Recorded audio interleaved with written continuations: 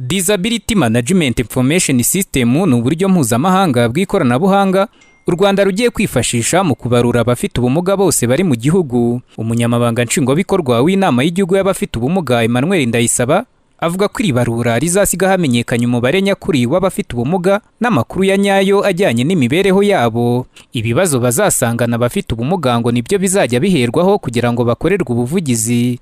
Aho dukoresha ibibazo byemereje Washington, byo twita Washington Group Equation, nibyo tugiye gukoresha aho ngo muri gihe mukora abaturage bose bafite ubumuga. Ibyo rero bikazakorwa twifashishije ikoranabuhanga. No kuvuga ngo uburyo icyambere tugiye gukoresha no buryo bugezweho mpuzamahanga. Mbere twakoresheje uburyo twita ubujyanye n'ubuvuzi. Kuko niba ari abaganga barebaga ubumuga umuntu afite uko meze bagapima dore afite ubumuga n'ubu. Ariko icyo tugamije cyane ni ukureba ngo ubumuga umuntu afite bumutera izihe imbogamizi. Kuko ubumuga ufite bushaka kutagutera imbogamizi bitatuma ubaho nk'abandi banyarwanda nk'abandi baturage. Icyo nicyo tuzibandaho aho kureba ngo amugaye gutya ubwo ngubwo afite ibibazo ibi n'ibi.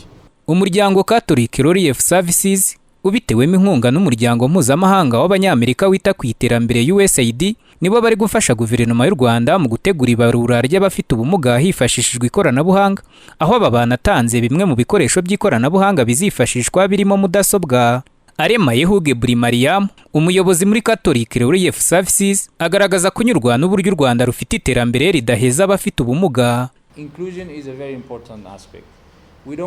Kutagira ubuheza ni ikintu cy'ingenzi cyane, kandi ndashimira guverinoma y'u Rwanda ko ari ibintu yitaho cyane kutagira usigaza inyuma mu iterambere ry'igihugu.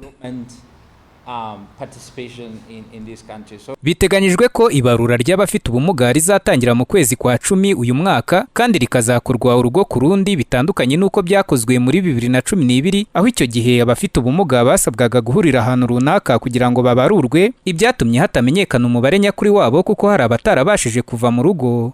Daniel Hakizimana, Flash TV.